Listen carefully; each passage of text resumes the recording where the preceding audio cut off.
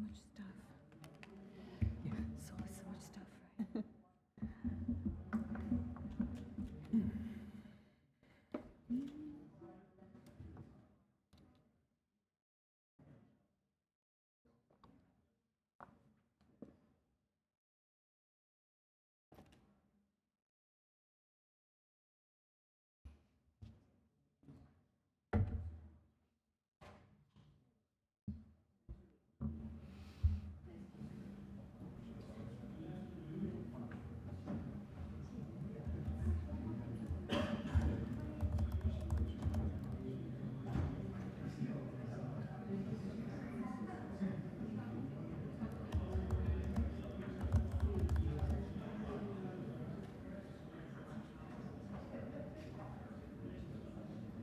Should we be starting?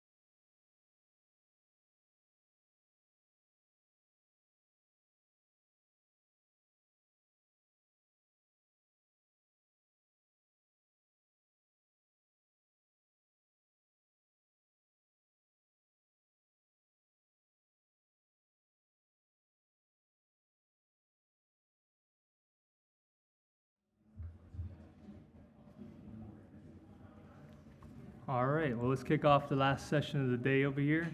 I see they put us in the kiddie table, but that won't deter us from putting on a good show. So it is the last event of the day, but I think it'll be the most rewarding, especially I know there's a lot of folks in this audience that are pretty excited to hear all about space. So, first I want to thank FIU for giving me the opportunity to moderate this. Space has a space close to my heart. So before we start the discussion, I want to provide a little bit of framing and then we'll begin. So Latin America's space ambitions are not new.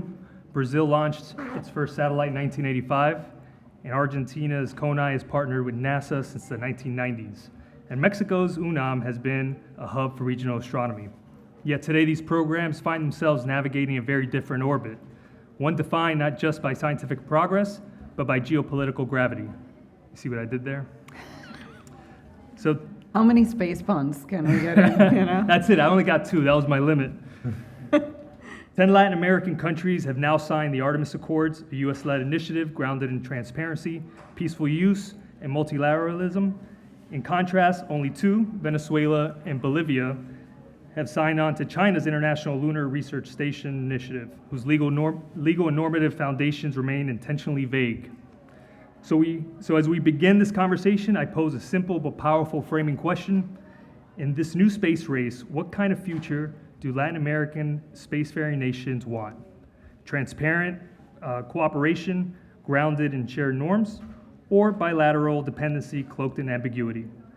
And how do we collectively build a framework, regionally and internationally, that ensures sovereignty, scientific integrity, and strategic stability?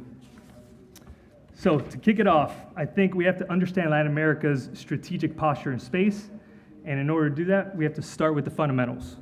So Bruno, my first question is to you. Can you describe your country's strategic objectives in space and the structural or geopolitical challenges you face in achieving them?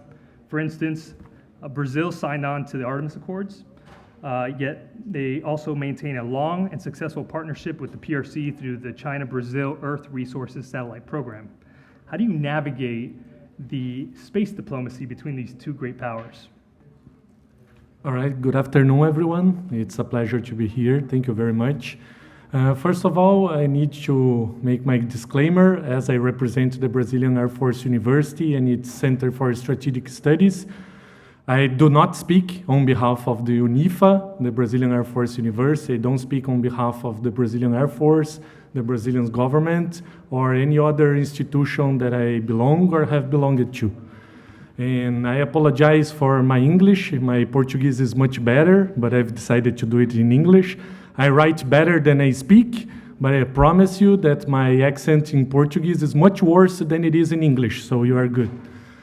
And, well, in order to give some context, Brazil has the Brazilian space program, which has two branches, a civilian one and a military one. The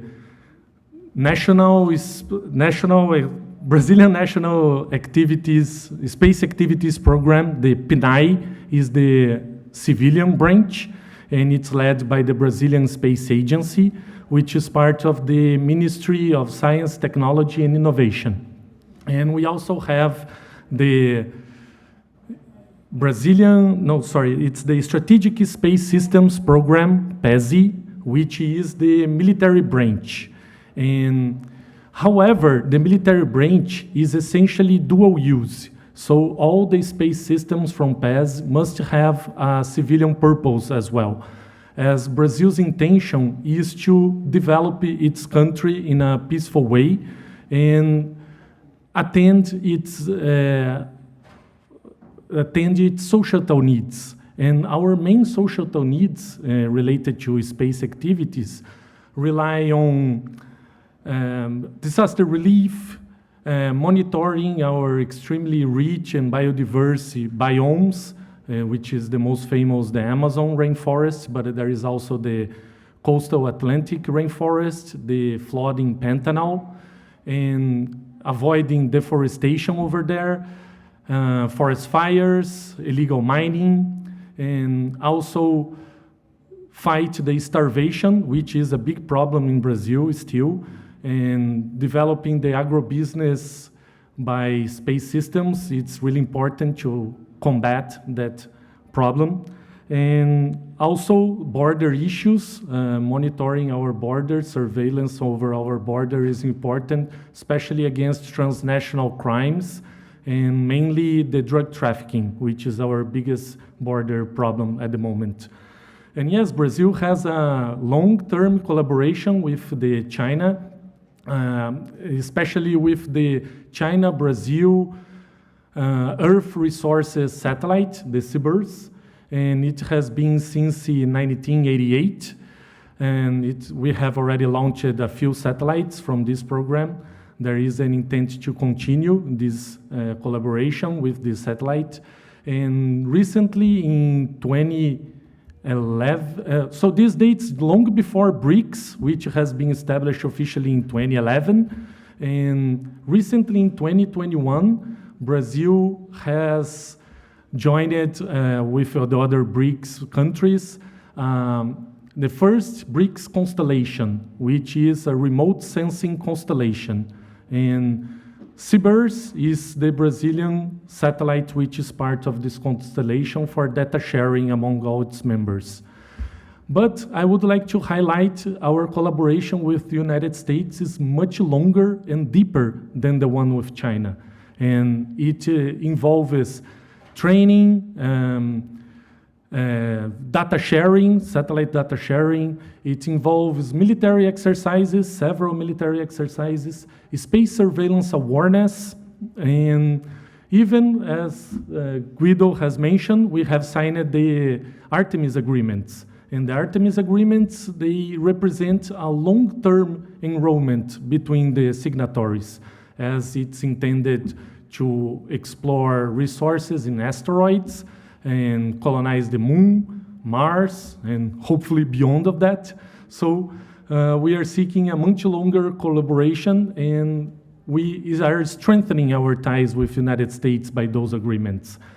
And in Brazil's point of view, we could collaborate, in my point of view about Brazil, we could collaborate even more to the Artemis project through the space agriculture. Brazil has a long history of technology for production, agricultural production, especially through Embrapa, which is a Brazilian agricultural research corporation. And Embrapa has signed an agreement with the Brazilian Space Agency and NASA to develop these space capabilities for production of certain food in space conditions. And I see that this is one of the key possibilities Brazil could contribute to the Artemis project. And regarding the diplomacy, Brazil does not see the international relations as an arena colored only in black and white. We see the possibility of collaboration with many parties and to develop common goals for peaceful uses of space and for the benefit of the whole humankind. And Brazil is open for business for anyone who shows good intentions and good opportunities to both sides. So my opinion, I would like to express perhaps later, is that there are wonderful opportunities for the United States to strengthen ties with Brazil, doing long-term collaborations. Bruno, I have a follow-up question. I'm going to hold it till later because I think it'll play into some follow-on questions that we have. But Laura, do you have any perspective on kind of how some of the other countries in the hemisphere balance that diplomacy or space diplomacy between the U.S. and China?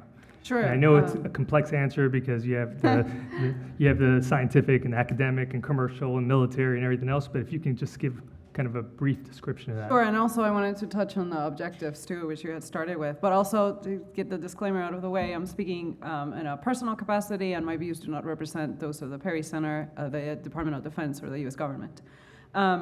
Let me touch on the objectives first, because I think kind of like Brazil, any conversation about space in Latin America has to begin with Brazil. It also has to include Argentina, and now it also has to include Chile, Colombia, Peru, universities in Guatemala, Costa Rica. Like, it's such a diverse environment. So I think if you're relatively new to the topic, you might be surprised to find that much activity. But one of the things you find is consistency in goals that tie investment in space to national development and to trying to address societal needs, kind of like what Bruno was saying. So I highlight that only because it's very, very different from just the prestige-oriented emphasis of our space program here in the United States, or even in China, right? A political, symbolic, emotional aspect of space, that has been a hallmark of, space for the last 5-6 decades. For the major players, that's not the case in the region of Latin America, which I think is significant. And I think it does play into diplomacy, right? Because the objectives are practical, because the idea is to develop careers so that you can address brain drain, and you can develop technical capacities in your universities and in the private sector, et cetera, then the idea of siding with one versus the other just doesn't make that much sense. So it's this idea of we're going to open ourselves up to as many partners as possible, consistent with our foreign policy objectives. So whether you call that active non-alignment or balancing, or whatever the term you want to use from the IR world, you see that the same in space as well. And so you see Brazil pursuing collaboration with the United States and China, and you see that in other countries in the region as well. Chile is another example. Peru as well. Peru is active in, earlier we were having a side conversation, is active in the Asia Pacific Space Cooperation Organization, or APSCO. This is a China-led regional organization that promotes space cooperation. Peru is a member of that, but Peru also signed the Artemis Accords. So I think it's more nuanced, right? And part of it is driven by this complexity of where do you start from, right? And what is it that you're seeking when you're pursuing partners? I know we'll also get into the kind of the ugly or complex side of that, which is an immature ecosystems, which we see in some other countries in the region. It's not always clear who's making the decisions, and so it's not always necessarily like a concerted state policy that leads to some of these alliances. Sometimes it's just a fragmented environment, but we can get to that next. Yeah, no, we definitely will get to that next, but I just put out a little statement just to see if you can think through it, and then we can get back to it later, because what I was thinking is, we talk about the Artemis Accords and we talk about peaceful use of space, but there are some countries that have a peaceful use of space, or at least the programs are what they say they are, and then there are others that are clearly have offensive use, weaponization. I know you've written quite extensively on ASATs and the weaponization of space. Mm-hmm. So I think that's something that needs to be considered, and I think ultimately it'll go back to who's making the decisions in that country. So we'll put a pin in that and get back to that later. But I have a question for Didi. Mm-hmm. You've written extensively on China's global influence. everywhere around the world, every region, and all types. Can you unpack a little bit of that for the audience? Because I think that helps shape the space discussion. Because we talk about these things, ports, space, and all these things individually, Right. but understanding the whole, I think, is important for context. Right. Thanks very much, Guido. And really nice to be here. This may sound counterintuitive to some people, but in fact, I think that when it comes to the issues of space and what we were just talking about, specifically Latin America, my own interest was actually inspired by reporting in the Arctic. Now, this will answer your question, I hope, because I think I have a rather Chinese brain. It's my background, my personal background in that region. It connects things up a lot. There's a lot of interconnectedness.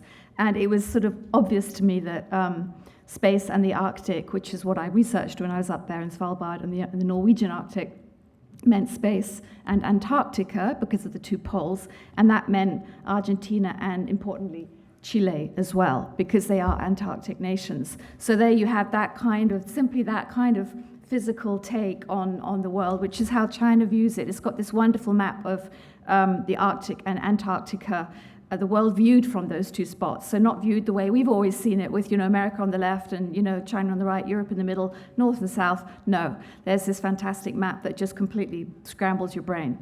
And I think that speaks to the incredible sort of spatial strategic thinking that is actually quite easy, when you have that sort of Chinese education system behind you too. And that gets me specifically to what you were asking, Guido, which is there are so many components of how China is conceptualizing and acting out, if you like, or enacting its push into the world, which is not at all new. I mean, it doesn't just go back to the BRI of 2013 or to BRICS. There's 1994 would be another major point where China was really pushing out through something called 大周边外交, so the great regional foreign policy, which would be more Pacific focused. But so many components to it as well, and whether United Front, in political influence, elite capture. On a massive scale, and I've really researched and documented quite a lot of this, as have other people who've done really incredible work, on a really massive scale globally. They have tremendous human capacity in China and tremendous political discipline, and there's also the entire language there of the political ideology of struggle, which is still extremely, it's really what it's all about to this second, struggle. And also revolution, however we understand that, permanent change, always, improving. So the components, United Front, which is, of course, a department under the Central Committee of the Communist Party, is one of 4 departments there, or the patriotic triads, which is another one, very influential around the world and tracking to the BRI quite closely, I understand.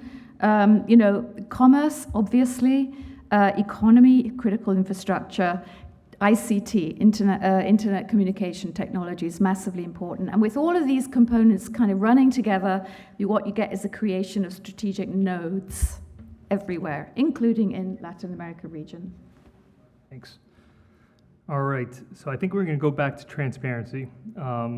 That's usually what sets the difference between peaceful scientific programs and essentially veiled strategic outpost. So Laura, for you, the Artemis Accords is rooted on transparency. It's a cornerstone.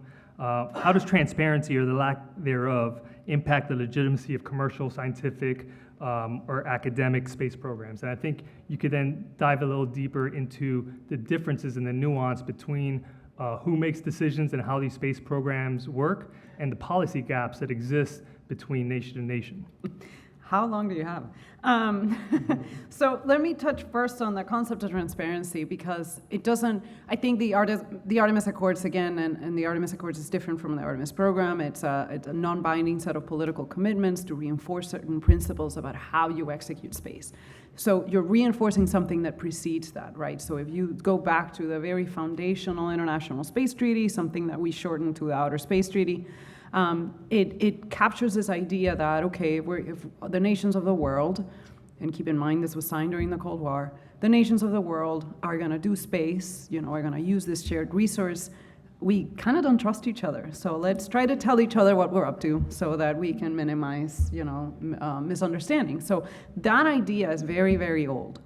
That idea only becomes more present and more important now, right? When you have not only 100+ countries in the world with their own space assets, you have private companies, you have teams of university students, right? And so trying to access the same resources, think about how small the moon is compared to the Earth, right? Certain parts that, 2 or 3 different actors may be trying to explore together, right? So this idea of, okay, we need a way to tell each other what we're up to.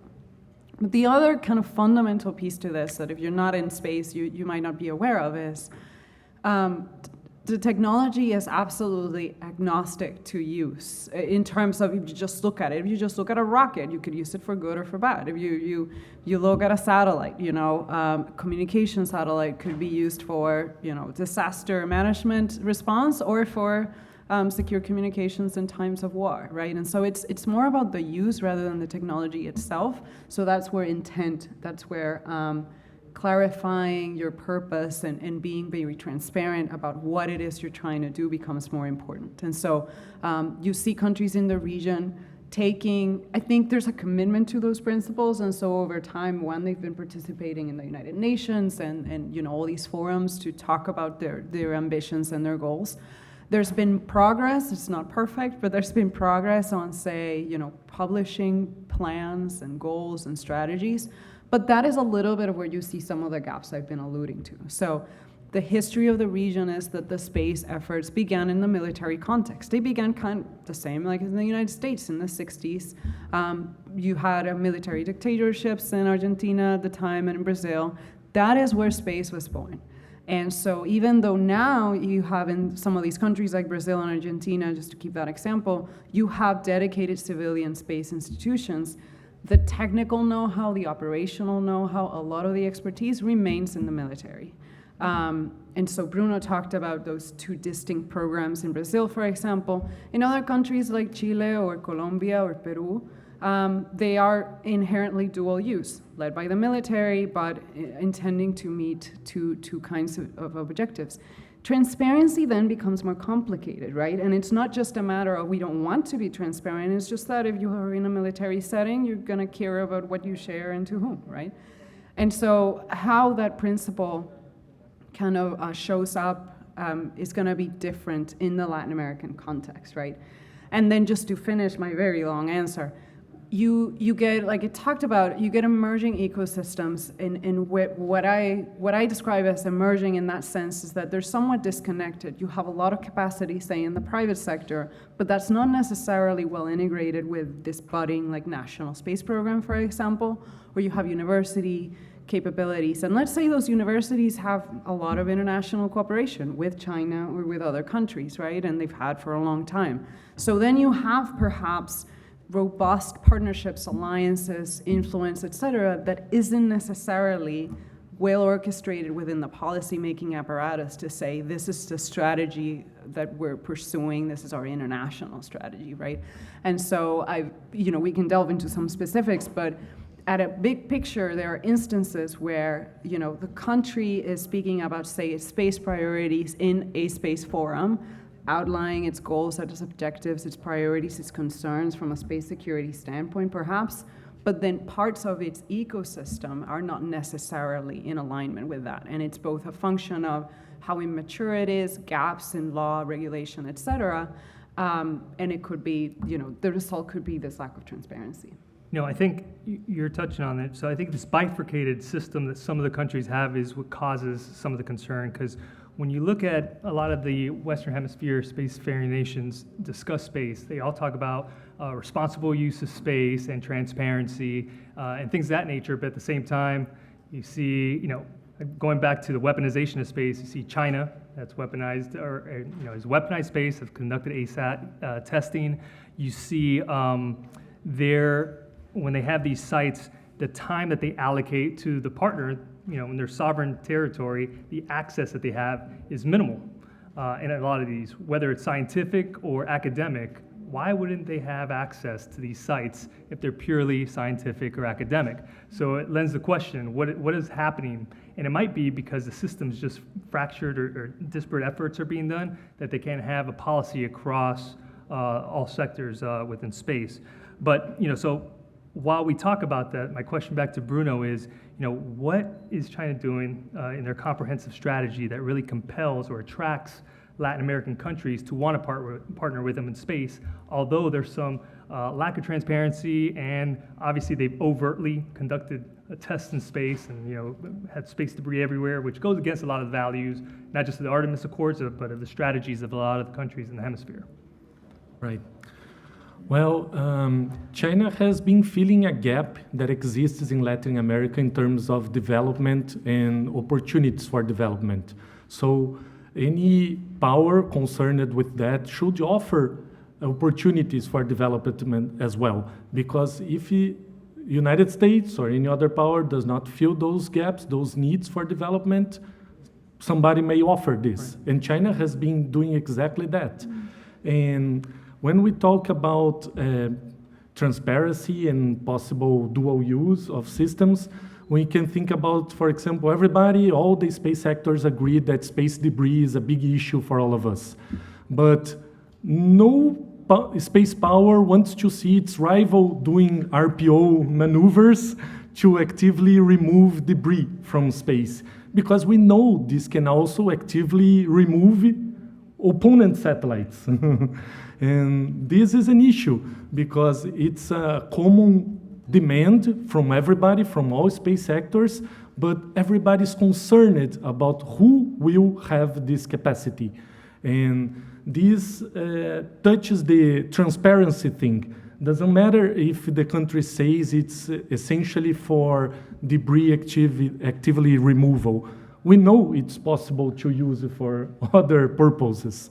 So in terms, again, of how United States could counter China's influence in Latin America, I would say that I've mentioned before, there are great opportunities for long-term partnerships. And those long-term partnerships would keep an enrollment that would avoid any United States adversary to fill this gap or to take this opportunity. So I believe not only United States, but its partners as well. We gotta think broader.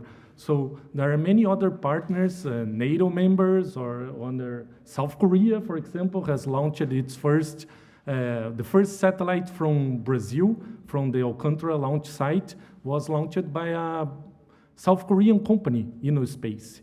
And that was last year, really recent effort. And Brazil has probably the best geolocated launching center in the world.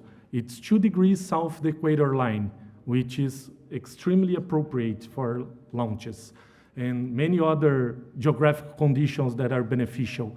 And United States could provide conditions or stimulate companies or even the government or its partners to make launches from there. So this is something that Brazil wants in the long term. And these accords in the long term could avoid that other actors take these opportunities. And I think the point there is also this is bigger than just government to government. The commercial sector plays a critical role as well. So opening up U.S. companies and Western companies, space companies, I think is helpful as well. Do you have anything else to add on that or no? That's kind of a rabbit hole, but yes, and that is where, just talking about the intent to cooperate isn't enough. You need to, both sides need to understand where are the gaps from the whole governance standpoint, right? Policy, law, regulation. So for example, US companies might want to do business, sell certain technology, but there's technology transfer concerns, and there's, clearance issues and limitations on exchanging personnel and things like that, right? So it gets complicated quickly, but ideally, once you make kind of the strategic objective, then you can flow down and see where those gaps are. Yep, and not to go too far down a policy hole, but I think even that, critical technologies and things of that nature, That also, those are things that some of the partner nations should consider as well, because if they are partnered with China in space in certain aspects, that automatically will disqualify U.S. partnership if it involves any critical technology transfer or sharing of certain data. So it's just another consideration point for the partners. I wanted to move over to some of Deirdre's investigative journalism. It's definitely sparked a lot of interest. And there's a lot of discussions going on right now regarding it. So, but I want to get a little bit deeper than just the Cerro Venturones site. We'll go back to that. But part of that, I'd like to discuss the CITIAN program. It's a cutting-edge, ultra-wide radio telescope system under the development of the Chinese Academy of Sciences, if any of you are familiar with that. It's designed to scan and track astronomical phenomena across vast distances and frequencies. CITIAN is being positioned as a global scale project with planned ground nodes in China, South Korea, Chile, and Mexico. So, Deirdre, given that CITIAN's plans to expand into Chile and Mexico in particular, how might this ultra-wide radio array integrate into China's global dual-use infrastructure? And what does that mean from a threat perspective? Or if you could just elaborate a little bit more on the program, the CITIAN program. Right, so CITIAN Gongcheng, it's called CITIAN Engineering, is Mr. CITIAN, it's Cheng CITIAN, his name is CITIAN, his surname is Cheng, so it's named after a guy. And it is one of those it's one of those things that's happening in China that is actually really interesting and important and sophisticated and is far further down the road than anybody realizes. It's like with China, the problem is that we are not monitoring their science and technology. You know, as a friend of mine says, we know enough to know what we don't know. We know enough to know that we don't know what they're doing.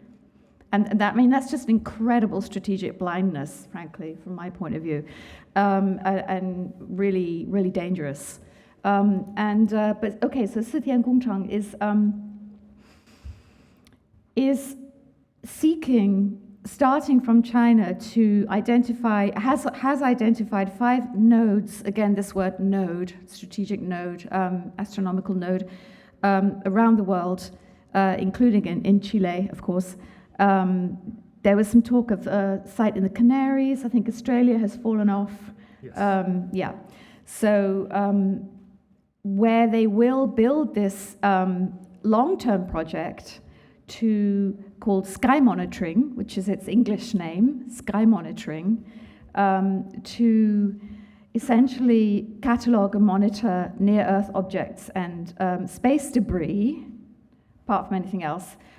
These are 2 direct applications which are of interest to national security and to commercial enterprises, as CITIAN project itself says. So in their own self-description, there is this direct reference to the national security significance of this particular project, and it's also dual use, commercial enterprises. It's, you know, I mean, it's the basic roadmap for it is overall design layout 2020 to 2026, 2026 to 2029, hardware software testing, full scientific operations by 2032. 2 years prior to that, they want to have complete installation of 72 telescopes around the world. So far, the costs seem to be somewhere near $500 million US. You know, a big project. Again, nobody's really heard of it.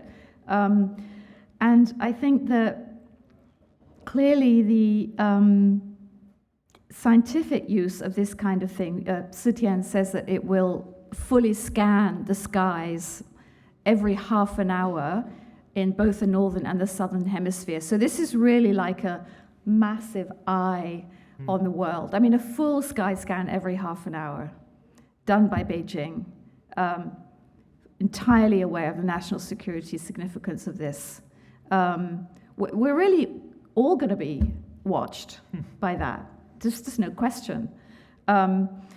So yeah, I mean, you use the word threat. I think the issue here is that China has very intelligently, and I'm sorry, I'm going on a little long. I'll try to be brief. Has very intelligently identified the power implications of science and technology going way back to, at the very least, 1956, when they set up the first long-term science and technology plan under the orders of Zhou Enlai, who's the premier, but was also, of course, the spy master in China. And they were told that science and technology information gathering from around the world and transfer back to China for commercialization, development, and for the building of national power was, in fact, an espionage effort, but it was using open source, and it was deeply embedded into society, into universities, into every student, who went abroad to study. So, yeah, I mean, I just think, again, this is one of these issues where the politics in it are, unfortunately, quite overwhelming, actually. Not very many people know about the Citian project. It's funny, something I've read in a couple academic journals, specifically on Chinese Academy of Sciences, where they consider anything in low Earth orbit that is not a Chinese satellite is considered space debris. Very So interesting. I think that's pretty interesting that they consider. So that would be a U.S. satellite, commercial satellite. And so that's come up a couple of times, some journal pieces from China.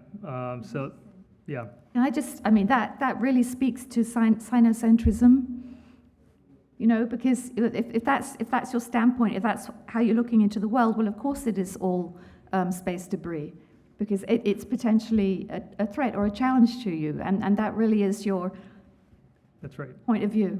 That's right. Yeah. I want to move on to Cerro Venturones specifically, though, because that's where the reporting has kind of got the conversation started. It's a site that's under construction, so it's not fully operational. And we know they've encountered some legal issues here recently, based off of what you've highlighted. What I found interesting, I'd like for you to touch and talk a little bit about kind of your findings there. What I found interesting is the reason they have some legal issues right now is not because of any space concerns or national security concerns, but really it's a bureaucratic thing where the agreements were signed with the university instead of with the Ministry of Foreign Affairs, which is something that it's good that there's an issue there and something they need to look into, but it doesn't really talk to the point and the vulnerabilities that they have to their sovereignty with the site that they have very little time and control over. So over to you to kind of just briefly talk about some of the findings related to it. I'll try and be really brief. I went to Chile last year in October, and then we published in December a long story. And I went to the Cerro Venturones observatory site, which is outside Antofagasta, up in the Atacama Desert. And I have images, and you can see that the construction is going apace. It's huge. Great. Oh, that's wonderful. I can hardly see it myself, but You know them. yeah. No, the reason this guy is there. Sorry about that. I don't mean to identify him. He's simply an innocent worker working for a Chilean construction company. The company itself, however, is probably not so innocent, frankly. And this, again, is part of the strategic node construction. This company, I took that picture because it's on those tiny letters on that piece of white paper on one of the doors there. It says China Engineering Construction Corporation Chile. It's a fully owned subsidiary of China State Construction Engineering Company, which was set up quite recently in Santiago, I think 2021, if memory serves me correctly. And then, as this observatory was ongoing, and then suddenly, they set up a state-owned company which has been involved in military construction, in China and around the world, and it's ostensibly a Chilean company, and guess who's building? So that's why I took a picture of that guy. Then if there are other pictures up, then you can just see the site itself. But I think... What if the limited access that Chile has to the site? Yeah, so when I was there, I talked to a lot of people on the ground, and one thing that somebody said to me was that it's a 25 square kilometer site, but the Chilean partner of the Chinese Academy of Sciences National Astronomical Observatory, NAOC, only has access to 24 square kilometers. And that they actually said that. there's 1 square kilometer in the middle where we don't know. It's like what he called it was a concession within a concession, which is a great phrase. So it's like they kind of know, but they also, and this was what's so interesting about being on the site, was also talking to Chileans who would say stuff like they'd be uncomfortable with, like they know, they're saying, look, there's stuff coming in at the port up the coast here, there's technology coming in from China, we have no idea what it is or where it's going. And this would be just like a regular person, and I'd pick up comments like that all the time. People were quite happy to, for example, assist with procuring images, because they wouldn't say anything, but they would help. So my own sense was that it's the same there as it is in many other places, that people are kind of aware of something is a little bit off, but there's no strategic communication from the top, from the politicians, that something is indeed off. And this is the case even, of course, also especially in Europe. I mean, I live in Germany, where it's like that too. So again, it's like there are these puzzles, and people are, often smarter than if they had the chance to actually be better informed. I think they might have a very positive response. Sounds a lot like the deep space station in Argentina as well, kind of how everything's a little murky associated with it. Right. Okay, I'd like to open this up, this question to Bruno and Laura. Building on the discussion, what safeguards, legal, institutional, or technical, can Latin American countries put into place to ensure that foreign space partnerships don't erode their sovereignty or introduce long-term strategic vulnerabilities? Bruno, you want to start, or Laura? I can start. I think for me, one low-hanging fruit is actually I would like to see more best practices sharing among countries in the region. Like I said, I think they share a lot in the experience and the approaches of how they've thought about space for the last few decades. They are incredibly active in the multilateral forums, talking about advancing space governance, just as an example, and the weaponization and space security debate. It might surprise people to know that there's a lot of Latin American diplomats that have had a leadership role in managing these complex global conversations. There's I don't want to get into the acronym soup, but there's a UN endorsed group that was set up recently that's currently chaired by Argentina. The previous one was chaired by Chile. I think that's significant. I don't think you give those roles to people who don't have diplomatic or political clout, right? So, but again, cases like this, I think, show that there are internal disconnects that, I think you can agree or disagree whether with how you perceive some of the threats, because obviously I think most folks are looking at these conversations of the China role from a very US-centric standpoint. But is it consistent with that nation's own goals? I think that's the question. And if it's not, then there's a problem there that the country needs to address. And so back to my point, I think countries in the region have a lot of experience that they can share a little bit better with each other. I think there's some emerging regional forums that may allow that. But experiences that they've had, because again, and I think what Didi's points are really important to highlight is, we shouldn't look at this as just a space question or problem, or even a science and tech question and problem. This is a whole of government approach that China, adopts in its engagement with the region, and so you need to think about it in terms of critical infrastructure, ports, and trade and investment and all those things. So where are there experiences where countries in the region can say, we have a policy objective here, but maybe the legal principles aren't really coming up to par? Or the one very non-sexy topic that I tend to always end on, institutional frameworks. You don't have the right agencies talking to each other. So one example from a few years ago, there was a US company called Leo Labs that had agreement from one department,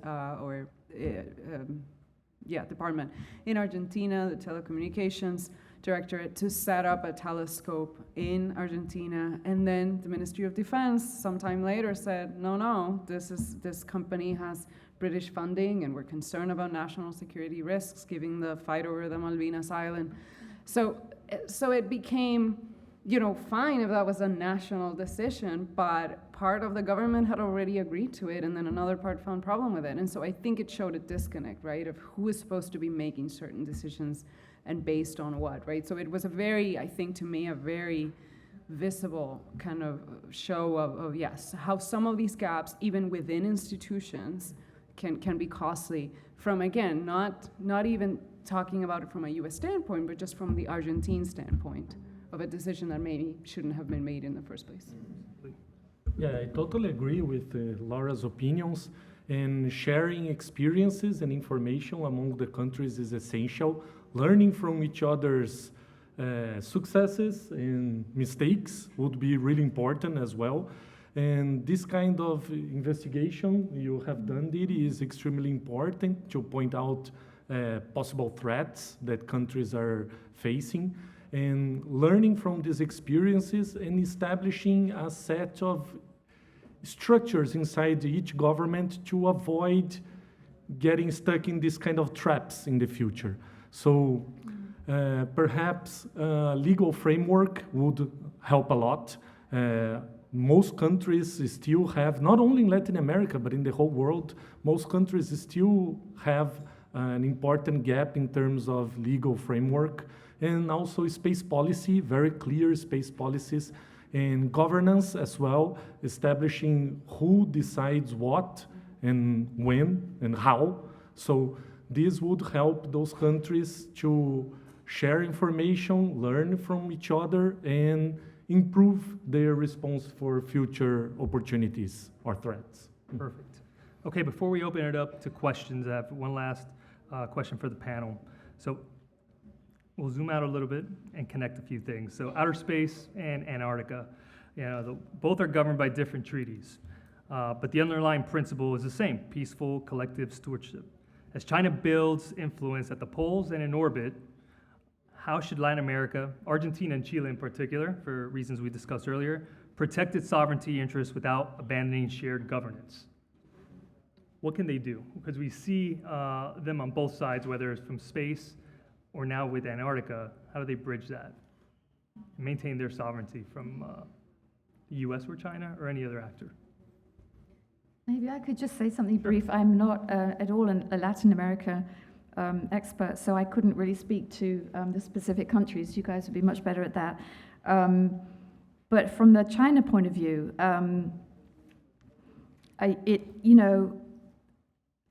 I think whatever the practical benefits that are evident to many countries when they cooperate with China, including on space, we have to kind of lift off from that, if you like. Sorry about the pun. And simply, acknowledge and understand and acknowledge that what we're talking about when we talk about cooperating with the Communist Party of China is accepting a political system, because that political system is simply going to insert itself into our needs, practical needs, whatever, institutions as well, because that is what the system is, and it's always been that way. And it's a very specific system, and I don't know that we really can divorce the practical aspects, advantages, or perhaps disadvantages from that political stuff. And just to make the point that space, China has identified 16 types of national security, and they include space, they include the deep seas, they include not just, you'd think, territorial sovereignty, which is an obvious one, but also obviously political security, literally political security, whatever that means, right? And cultural security, whatever that means. Well, it does actually mean something very specific in the Chinese view, in the CCP view, I should say, to be clear, we're talking about political systems. But it really, and I think this is something that countries simply don't understand, that they think there is a practical advantage which is somehow not connected to that political influence and interference. All right, so not only did Leland put us at the kiddie table, he also said we can't have any questions. So we'll start wrapping up. But a couple of themes that I've heard throughout this in order to help or things that the Western Hemisphere and spacefaring actors should look at. One of them is agreements. What are the details in those agreements? The devil's in the details. Another one would be equal access and transparency between countries and the countries they partner with. Legal frameworks, of course, is something that needs to be worked on. Understanding the partnerships that one goes into. And then I think from the US and Western side, competition. Like, are we there to have engagements, provide alternatives, and have a longer term sustainable strategy with nations within the Western Hemisphere? So with that, I want to thank the panelists. It's been a great conversation. Hopefully it was helpful to the group here. And thanks to FIU for having us. Yep, thank you.